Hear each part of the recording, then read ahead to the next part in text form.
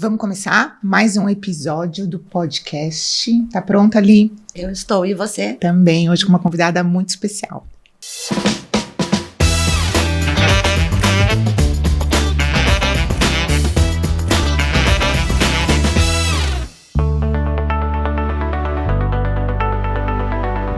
Vamos lá, vou te apresentar, Dani. Acho que a gente já fez alguns, não fez? De podcast? Fez, né? Fizemos no Instagram, lives. E a Dani é uma amiga antiga. Eu falo que esses amigos de turma, a gente nasceu junto, nascemos, né? Como médicas juntas, estudamos juntas, amigas há quase 30 anos. E então me dá o direito de chamá-la de Dani aqui carinhosamente, tá? Mas a doutora Daniela Otti Nunes, pediatra, neonatologista, formada pela PUC de Campinas há 20 anos, né? E atualmente tem outras coisas dentro do seu currículo, né, Dani, que a gente vai destrinchar aqui, né, Li, com ela. E hoje atualmente se atua no consultório, né? Fazendo atendimento humanizado, individualizado, né? Buscando as peculiaridades e os detalhes de cada um que a gente acha tão importante hoje em dia, Ela tem uma formação de Hospital Amigo da Criança, então ela conhece bem essa questão da humanização, de um trabalho humanizado, de um trabalho dentro de uma UTI neonatal, totalmente humanizado, como tratar, né, aquela mãe, a puérpera, enfim, o estado que aquela mãe está naquele momento, principalmente, né, em UTI, que ela imagina aquele bebê, tem aquele bebê que ela imagina, e de repente vem um bebê real que não foi aquele que ela planejou. Então, ela tem bem uma, como é que eu posso dizer, uma bagagem bem legal, assim, pra gente trabalhar. Fora a coincidência que me deixa muito feliz, de, além de ter a Karen como minha parceira, minha amiga, tudo, saber que a gente divide pacientes sem que a gente saiba. A gente veio saber, eu fiquei sabendo muito tempo depois. Então, assim, mesmo você estando aqui em Campinas e eu lá em Limeira, a gente compartilhando do mesmo trabalho. Então, assim, fico muito feliz com isso. Que bom, muito obrigada. Tenho muito a agradecer por poder estar aqui hoje com vocês. A Karen é uma pessoa que me emociona, então eu não vou falar muito. Imagina, Mas são 30 anos juntas mesmo, cá, muita história que a gente viveu, né, na faculdade, de onde a gente saiu, onde a gente chegou. A gente sabe muito uma da outra, né? Muito. E sabe o que é legal, Li, a nossa turma, assim? Eu não sei o que a gente sente, assim, mas eu não sei se é só com a gente, né? Mas a gente, não sei se porque a faculdade é muito intensa, eu fico me perguntando se as outras turmas são assim, mas a gente é muito família mesmo, né? Eu sinto uma conexão muito grande com todos, por mais que a gente não se veja tanto, né? Quando se encontra, né? É genuíno o negócio, né? É e como é tão se tivesse bom visto isso. ontem, né? E esses laços, eu acho que foram por tudo isso que a gente passou, né? A gente passou por momentos, eu acho que o país, de grande dificuldade financeira na época que a gente estava na faculdade, né? Então, assim, os pais em comuns, muitos quebraram, aí um dava força pro outro, aí tinha a questão da própria faculdade, as provas difíceis, então a gente foi criando... muito intensa, né? A gente vivia, morava mesmo, né? Estudando, né? Com os pacientes. Era intenso. E aí chegamos, né? Hoje, e ainda ainda temos muitos sonhos ainda para ser realizados, né? Muita coisa ainda vai acontecer, com certeza. E o legal é que nesse caminho a gente vai co-dividindo, então as lives, né? E por termos afinidades, né? Como você falou, as conexões dentro da nossa... É muito gostoso isso, né? Da nossa especialidade, né? Ô Dan, então assim, o que eu queria começar nosso bate-papo para as mulheres, né? Para as mulheres que estão em casa, o nosso foco é essa fase maior do puerpério mesmo, que é tão pouco falado, né? Então a gente teve a ideia do podcast porque a gente fala bastante sobre pré-natal, né?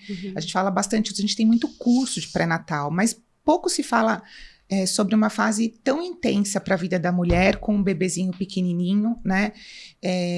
E a ideia de trazer o pediatra, claro que você sabe muito de bebê, né? Mas o pediatra, ele tá em profunda conexão com essa mãe, às vezes até mais do que o obstetra, né? Porque Exato. tá indo ao pediatra semanalmente, tá vendo o bebê, né? Você sentiu ao longo desse tempo essa necessidade de trabalhar essa fase do puerpério, né? Porque a gente forma lá, você forma olhando, né? Tamanho do bebê, fazendo puericultura, né? Cuidando. E esse olhar para a mãe, você traz um pouco isso? Ou você sente necessidade de discutir isso? Ou complementando, né? Ou você ainda vê aquela mãe linda, maravilhosa, que aparece nas revistas, né? Amamentando, com aquele sorriso lindo, aquelas fotos maravilhosas. Você ainda vê isso porque o que acontece não é isso. A realidade é completamente diferente, né? Com certeza, Elisa, com certeza. Vocês estão, gente, assim, é um tema muito importante esse que vocês trouxeram para hoje, de extrema, assim, relevância. Tem muita coisa pra gente falar. Eu, como pediatra, me preparei ao longo desses 25 anos, mais ou menos, né? Depois da formação de pediatria. E muita coisa se transformou nesse tema para mim. Porque a gente tinha um tipo de mulher, que era a mulher que eu me formei quando eu fui mãe, quando eu vivi o meu puerpério, vivi de uma forma. E hoje eu percebo as mulheres vivendo de outra forma. O campo de trabalho para elas é muito diferente hoje, né? Elas são muito cobradas. Acho que vocês devem perceber isso também, né? Boa performance, né? Eu tenho mães que fazem MBA durante a amamentação. Exatamente. E elas precisam lidar com isso. E a gente, como profissional e rede de apoio, né, para elas, a gente tem que estar preparado para acolher, para ter esse olhar mesmo, esse olhar diferenciado, acolhedor. Então, Cá, isso que você falou, de que a gente tem que ter mesmo esse olhar diferenciado para essa mulher, e o pediatra está muito presente, porque a mulher, enquanto ela está gestante, ela tem o médico obstetra que cuida dela com grande carinho, com grande atenção dela e do bebê. A partir do momento que o bebê nasce, quem cuida é o pediatra, que cuida do bebê, mas aquela mulher ficou sozinha. Ela tá sozinha, então às vezes ela não sabe se ela deve se referir ao médico obstetra ou ao pediatra, para quem ela pede ajuda. E muitas vezes a gente vivencia dentro isso. Dessa sua rotina, qual que você acha que é a maior carência que elas têm? Se a gente pudesse simplificar, que eu sei que não dá, né? Mas o que mais falta para essa mãe nesse momento? A gente acha que pode dividir, né? Os 3 primeiros meses, talvez a carência maior seja uma, depois de um ano outra, mas acho que nesse comecinho, vai. Vamos focar mesmo assim, esse puerpério, né? Esse primeiro trimestre mesmo, que hoje a gente fala de esterogestação, tá? Que é uma abordagem que as pessoas ainda precisam entender para que a própria mulher, a própria mãe não se cobre em excesso, certo? Quando ela consegue entender e ter o conhecimento que a gente hoje tem do que é a esterogestação, porque senão ela se frustra. E é impressionante como eu vejo. Antigamente, eu tenho mais ou menos o mesmo tempo de formação que vocês, tenho 32 anos de formada, mas assim, o que eu via no consultório antes, eu via sempre era a puérpera, certo? Com o bebê e a mãe dela, a avó da criança. Hoje, o que eu vejo é a puérpera, né? O bebê e o marido. O trinômio. O trinômio, né? Isso mesmo. Antigamente a gente falava muito do binômio. Hoje a gente consegue falar do trinômio. Elisa, é muito legal você lembrar da figura masculina mesmo, porque é uma posição diferente dos homens hoje em dia, né? Sim. E é admirável de ver. Eu também tenho essa percepção no meu consultório. E eles participam de tudo. Às vezes eu brinco, falta só uma mama pra eles, porque o resto eles fazem. Eles dão o banho, eles põem pra rotar. Eles, quando o bebê tá com febre, eles que me ligam. Muitas vezes são os pais que me ligam. Eu acabei de falar, a minha assistente tá ali. Assim, é impressionante. Porque eu agora dou, quando eles vêm pra consulta pré-natal, pra aprender tudo, o que acontece? Eu tenho que dar cartão para um e para outro, porque ele fala assim, eu quero ter também o seu número. E geralmente quem liga são eles, sabe? É uma parceria, né? É uma parceria. Na rede de apoio dessa mulher. Exatamente, isso é muito bacana. Porque a mulher fica, eu vou incomodar, hoje é sábado, hoje é domingo, e aquilo que eu falo para eles, né? Eu falei, se eu não quisesse, eu não daria primeiro o meu contato, então eu mudaria de profissão, entendeu? Porque assim, é para ligar, é para perguntar, porque às vezes um detalhezinho faz toda a diferença. E eu acho que o pai tem também o puerpério masculino, né? Claro! Coisa que ninguém fala hoje em dia também, que é um assunto que a gente pode... É o casal grávido, né? Que a gente pode explorar um pouco mais, dar um pouco mais de apoio, porque a mãe tem um momento diferente de sentir do pai. Então, a mãe, ela tem o preparo dela durante a gestação e muitas vezes ela já começa a sentir que o bicho vai pegar. Que vai acontecer algo diferente quando esse bebê chegar. E o pai, às vezes, só sente isso quando o bebê chega. Então, às vezes, a transição emocional dele é diferente. E, às vezes, a gente não consegue olhar para eles, né? A gente não tem tempo, na verdade, como equipe médica. Na verdade, eu brinco muito e falo que os homens, os pais, eles vivem 9 meses assim. Você me entende, né? Você entende, né? Eu tô cansada, né? Será que você pode fazer uma massagem? Aí você tá lá deitada, dormindo, tá lá, quando chegou, ficou, aí deu sede. Amor, você pode pegar um copo d'água pra mim? Você entende, né? Ele na cabeça dele deve pensar assim, nossa, agora que eu me posicionei, tô quietinha aqui, lá vou eu buscar um copo d'água para ela, né? E quando ele sai com a malinha pronta para a maternidade, ele acha que quando o momento da alta, ele vai voltar para casa e ele vai voltar a ter o posto dele, né? O provedor. Vou voltar e minha vida vai ser como era antes. E não é. Porque o puerpério, a gente entende que ele é um período de transformação, né? Ele é uma transformação intensa. E muitas vezes existe o termo matrescência nessa fase, né? Que é comparado à adolescência. Que é quando a gente está preparado. Hoje em dia, a gente enxerga já o adolescente nessa transformação. A gente sabe que é um período que precisa ser respeitado. Que é uma criança que vai se tornar um adulto. E que vai passar por essa transformação e não vai mais voltar. Não é uma transformação... transitória, né? É algo realmente que vai ocorrer. E o puerpério é isso. A mulher vai passar, o pai vai passar por isso, e eles vão se tornar pessoas diferentes. Vão se tornar mulheres diferentes. Era uma mulher e agora é uma mulher com filho. Não vai voltar a ser como era um homem, agora é um homem com filho. Então, atitudes diferentes, muitas coisas estão ocorrendo nesse período. Então, é de extrema importância mesmo a gente poder falar, a gente poder dar voz para eles falarem, né? Então, assim, às vezes tem mulheres que nas redes sociais hoje em dia, que a gente vê, que é essa figura que você mostrou, da mulher amamentando, sorrindo, maquiada, linda, o corpo perfeito já, depois de ganhar o bebê. E a realidade não é essa, a realidade é muito diferente disso. E às vezes as pessoas não conseguem se preparar para essa realidade, para esse puerpério. Então, eu acho que é muito importante a gente falar sobre o puerpério e falar sobre o preparo do puerpério. Exato. Como preparar um bom puerpério, exato, né? Sem grandes cobranças, sabe? A gente dá recurso, né? A gente dá recurso, possibilidades, caminhos, sabe? E dizer que, assim, por mais que ela erre, o pai e a mãe errem, trocou uma fralda errada, alguma coisa assim. Eles estão tentando ser assertivos, sabe? Eles estão fazendo tudo aquilo por amor. Então, não é para entrar numa depressão. Eu fiz tudo errado até agora, Elisa, puxa vida. Não, você tentou acertar até agora.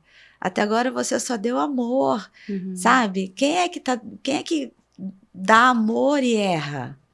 Sabe? A gente, quando diz um sim para um filho, a gente também está errando em alguns momentos, entendeu? E nós, profissionais, precisamos capacitar esses pais, dar autoconfiança para eles. Nos capacitar cada vez mais em atualizações de tudo que está vindo, porque a ciência é uma coisa que ela não para, ela cresce demais.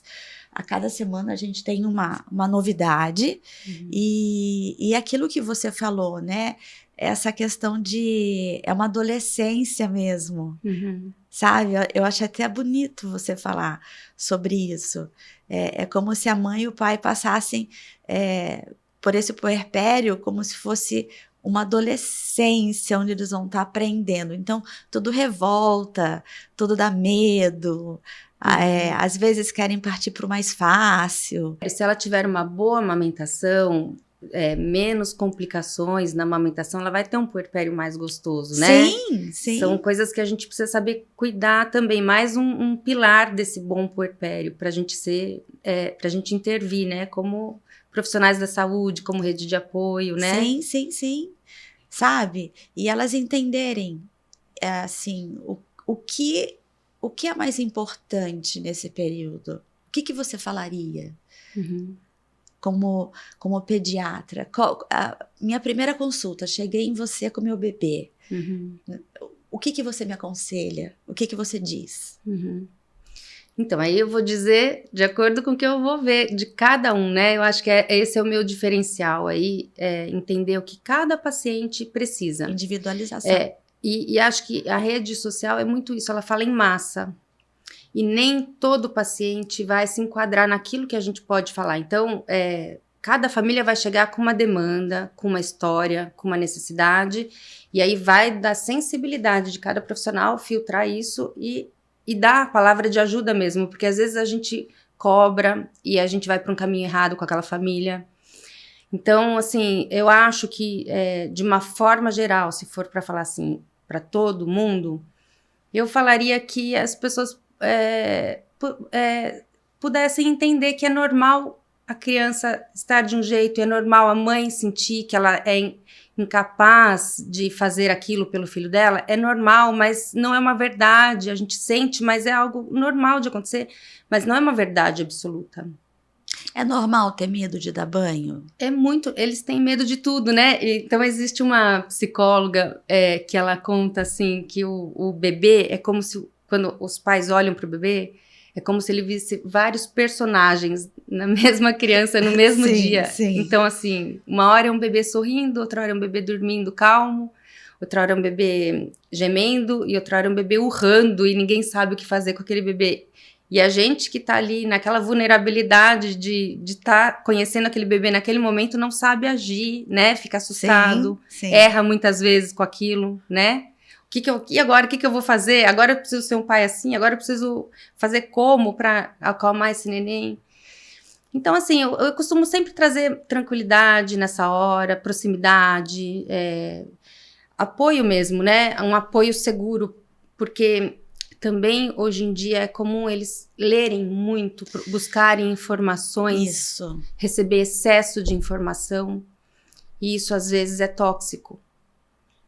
Então, eu sempre tento deixar eles tranquilos, que se precisarem, tiverem qualquer dúvida, eu tô ali, tento ajudar no que precisar e também não ajudar quando não precisar. Sim, né? Sim. Saber o limite. Que mensagem você deixaria para essas mães, sabe?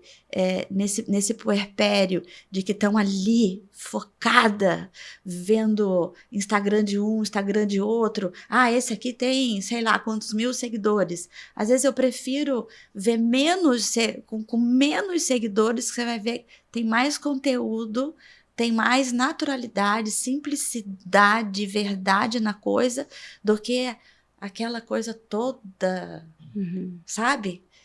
Você entende o que eu tô querendo dizer?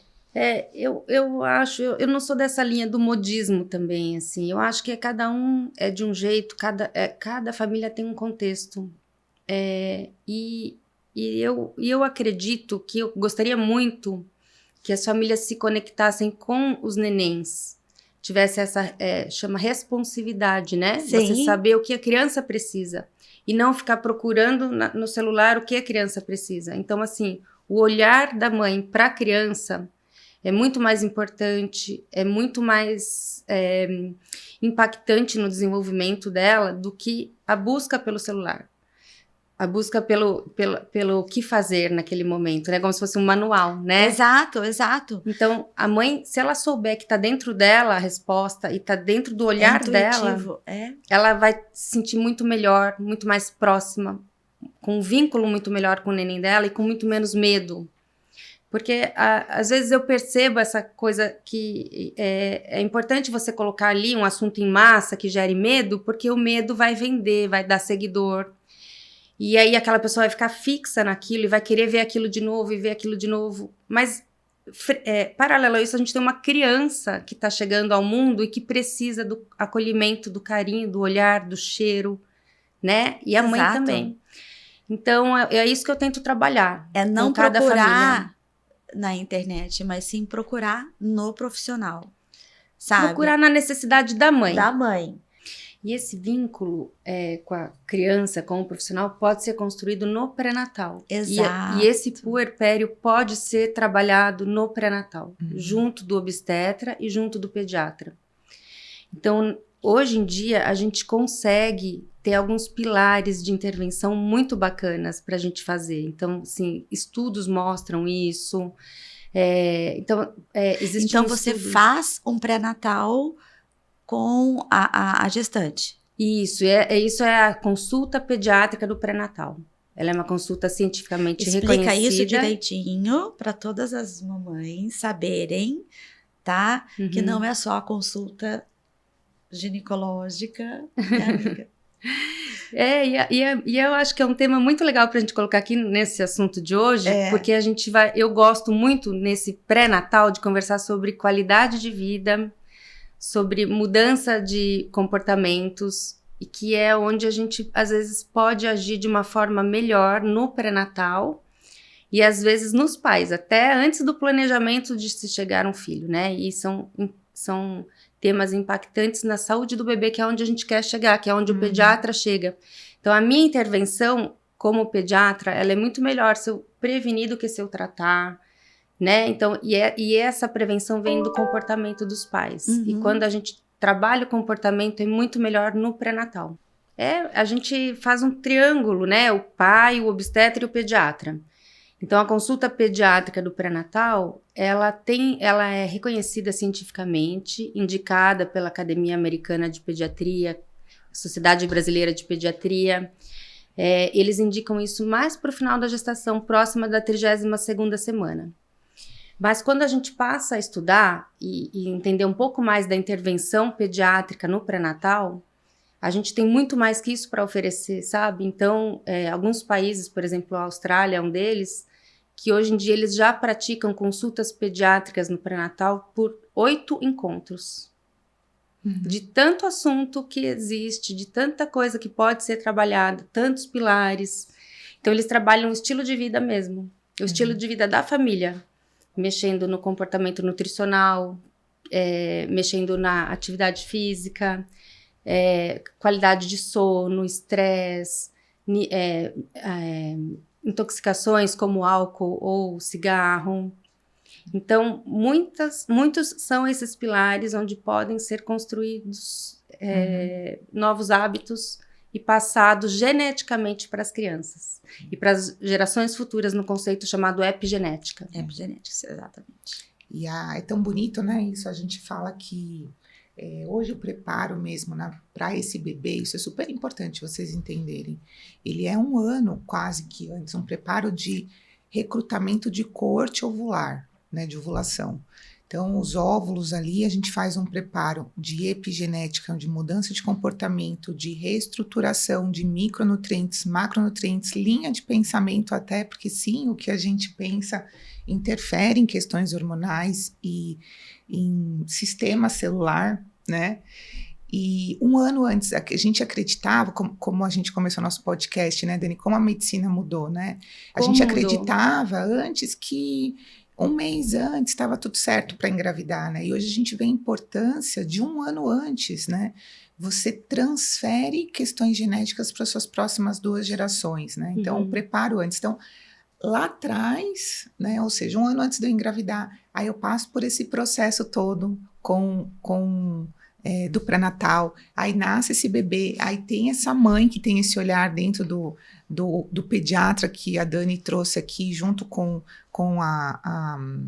o obstetra, enfim, todos os profissionais de saúde, a fono, a físio que vai estar acompanhando. Como tudo isso faz parte e é importante da gente poder levar o melhor para dentro da nossa casa, né? Para nossas futuras gerações. E isso já é real, né? Porque às vezes eu percebo também muito em consultório, eu não sei como é com os seus pacientes, parece que é meio teórico isso, que não é tanto na prática, né? A gente escuta falar na internet, mas no dia a dia acho que fica muito distante. Então, quando você fala para o paciente ali, fica mais prático, né? Se traz isso, por exemplo, claro que quando você vai conhecer a mulher já tem o filhinho, né? Mas para o próximo bebê, você joga essa importância? Cara, assim, hoje em dia, alguns obstetras já conseguem me encaminhar as famílias no pré-natal. Às vezes eu consigo conhecê-las na gestação. Mas eu gostaria de conhecê-las um pouquinho antes ainda, sabe? Porque a recomendação é a 32ª semana. Então, quando eles chegam na 32ª, eu consigo intervir pouco, eu consigo intervir em assuntos mais concretos, assim, mais objetivos. Então, a gente consegue conversar sobre o preparo do neném, sobre a amamentação, sobre vacinas, sobre testes neonatais, sobre sala de parto. Mas se conseguisse começar antes... Melhor. A gente conseguiria conversar temas mais abstratos sobre complementar essa bagagem da maternidade, né? Uma bagagem emocional para os pais. Um preparo melhor para o puerpério. Até mesmo para a capacidade absortiva, né? Porque eles não absorvem tudo. Quando a gente fazia lá os cursos de pré-natal, até olhando para o puerpério, né? Você vê que tinha a gente não absorve tudo que tinha ali, né? Você acaba absorvendo o que é interessante para você naquele momento. E um dos desenhos que eu mudei, não sei se você traz isso para sua prática também, é assim, antes eu jogava as informações, né?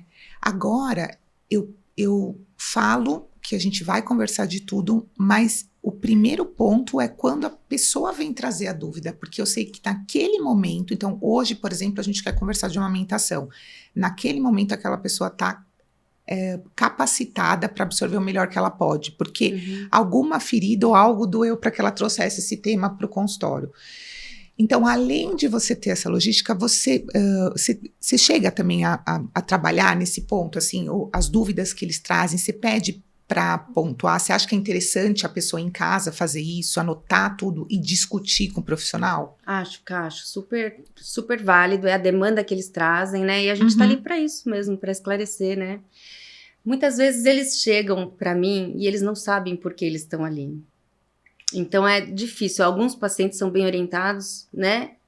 Tiveram um preparo pelo médico obstetra para mostrar a importância dessa consulta. Mas, às vezes, eles param ali, eles falam, eu vim aqui, mas eu não sei o que eu tenho que falar. Então, às vezes, eu tenho já algo ali preparado de acordo com o tempo que eu tenho até o nascimento do neném. Mas varia muito. Eu posso planejar conforme a necessidade, conforme o tempo.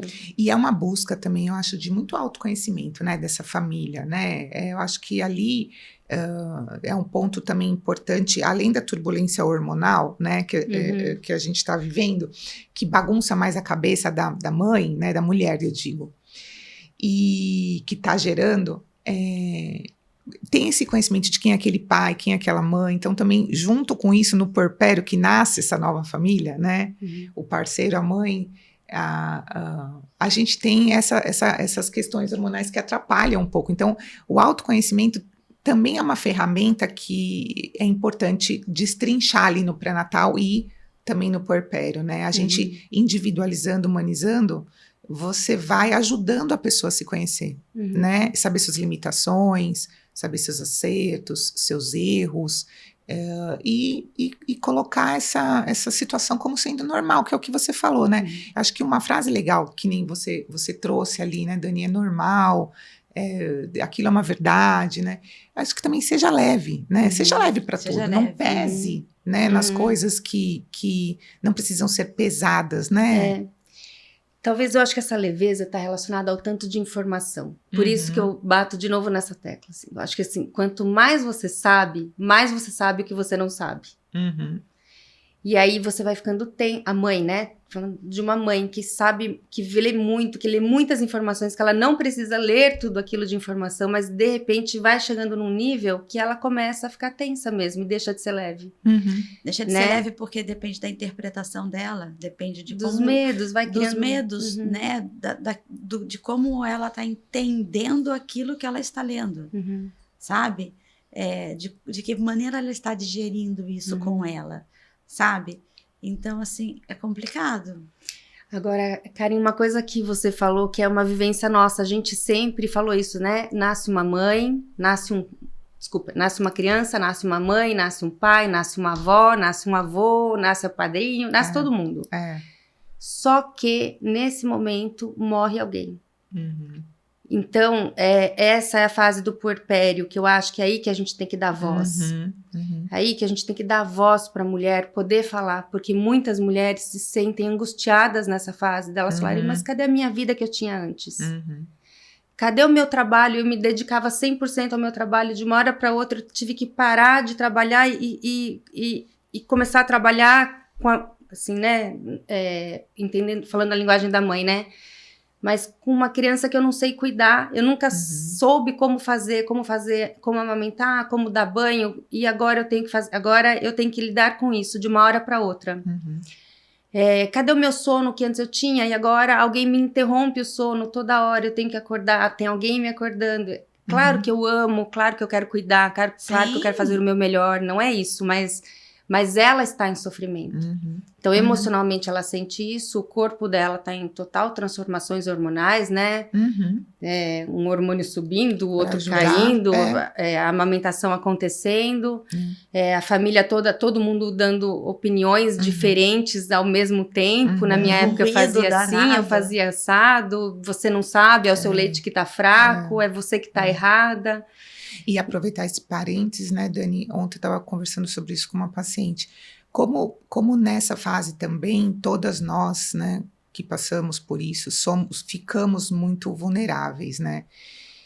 E a qualquer frase que nos é dita, a gente sente isso num peso maior, né? E a gente tem, infelizmente, poucas pessoas que estão preparadas, né, para falar essa frase, né? Às vezes até profissionais, né? É muito, me surpreende, assim, até mesmo em sala de parto, a maneira como alguns profissionais se dirigem em fases tão difíceis para a vida da mulher. Eu acho que uma dica boa fica essa também, né? A gente também saber perdoar, que muitas vezes a gente entrega, né, situações para profissionais e às vezes a gente recebe de uma forma muito crua, né? Assim, muito imperativa, vamos dizer, numa fase que a gente está tão difícil. Então, a gente se conhecer, também perdoar situações que são envolvidas, né, com terceiros, né? Não só pessoas da família, como você falou, mas às vezes até mesmo profissionais, isso machuca muito, né? E às vezes até pode criar alguns traumas, né? Então, esse cuidado, eu acho, e fica um recado legal que a gente pode passar para vocês. E é uma fase, eu acho que para lidar, eu sempre falei isso, grávida e puerpério, assim, a pessoa tem que ter fino trato, né? Tem que escolher as palavras para conversar, tem que sentir muito como a pessoa está recebendo aquilo. Até o pai mesmo, né? Mesmo que ele não está na turbulência hormonal, até com ele tá tudo muito difícil. Tá tudo, né? E eu acho que fica... O pai só imagina, né? Como ele deve ficar assim, e depois como a gente vai sentir um neném mexer, como deve ser, a mulher tá com o bebê, ela foi trabalhar, ela tá com o bebê, mas ele tá lá no trabalho dele, de repente vem uma sensação, tipo, ai, veio um aperto, como é que será que tá minha mulher com o neném, com não sei o que, será que tá tudo bem? Será que ela foi pro lugar que ela foi mesmo? Né? E no trajeto... a licença dele é muito pequenininha, né? Para ele se adaptar a tudo também. Até porque o emocional para homem é muito complicado, porque eles são muito mais pragmáticos ali, né? Aquela coisa. Então, quando vem isso, eles ficam, ai, não tô legal, sabe? E tem uns que chegam a relatar isso, sabe? É normal eu ir trabalhar com medo, sabe? Eu falo, claro que é. Lógico que é. Você está deixando ali a sua maior riqueza, sabe? A sua formação, a sua família, a sua mulher, as coisas que você mais ama nesse mundo. Muito bom. E a gente, acho que essa frase fica de boa. Essa fase é uma fase de, acho que o resumo aqui, né, que a gente poderia passar de tanta preocupação nessas gerações, né, que passam, preocupação com essa mulher, né, como ela está encarando essa fase, né, Dan? E no cuidado em lidar com tudo isso, né? Se conhecer, perdoar, né? Quem às vezes te atropela nessa fase, assim, com frases ou com dizeres ou com atitudes, enfim, né? Releva, né? Seja leve, eu acho. Seja leve. Releve. Sabe? Seja leve e releve, né? E procure um profissional. Saiba procurar aquele profissional e ficar direto, né? Acho que a gente consegue aí intervir, sim, nesse puerpério para que ele seja mais leve mesmo. Acho que é algo que a gente consegue ajudar, a gente consegue ajudar a família, né? Trazer estratégias para que todos consigam levar isso de uma forma melhor. Perfeito, muito bom. Ai, muito bom. Voltaremos para conversar mais sobre isso, que temos muito mais para falar sobre esse. A gente deu início, né? Nossa, é um tema muito longo. É um tempo muito longo, com muito conhecimento e com muita tem vivência. Uma para você que a gente montou. Que delicadeza, obrigada. De presente para você lembrar desse momento. Com a gente. E aí a Ali trouxe uma... A gente tem uma... Não pode tirar a mesma carta, hein? Não pode tirar a mesma carta. Da última vez eu tirei a mesma, os 7 episódios. Então assim, você tá aí. Vamos ver. Qualquer uma? Qualquer uma, leia você. Eu posso tirar também? Ai, meu Deus. Essa Karen. Autenticidade. A sua referência deve ser a sua verdade. Sucesso baseado na opinião alheia pode te aprisionar. Quanto mais a sua ideia te representa, mais liberdade você terá. Olha isso. Viu? Que lindo! Tudo a ver com o que a mulher precisa nessa fase, né? Eu tirei uma que chama transformação. Olha só, gente. O medo é um instinto de proteção. Abraça esse sentimento, use a seu favor. Ressignifique o que te bloqueia, esse caminho tem poder. Então, mais uma coisa que a gente falou aqui sobre o medo. Eu tirei discernimento. A repetição pode levar ao êxito ou ao caminho oposto. A dualidade sempre existirá. Esteja atento, a reflexão trará lucidez. Grandes frases, né? Grandes aprendizados. Tá? Obrigada, viu, de coração. Muito obrigada, viu? Eu que agradeço. Mais uma vez, você tá aqui. Obrigada pela grande troca que a gente tem. Muito obrigada por você me apoiar. É gostoso trabalhar em conjunto e saber que alguém apoia o seu trabalho também, sabe? Sim. Então, assim, muitíssimo obrigada de coração. Eu que agradeço, gente. E que seja uma conversa que ajude muitas pessoas, né? Que a gente consiga aí trazer isso que a gente quer impactar e fazer com que vocês fiquem mais felizes, né? Até a próxima. Beijos lácteos.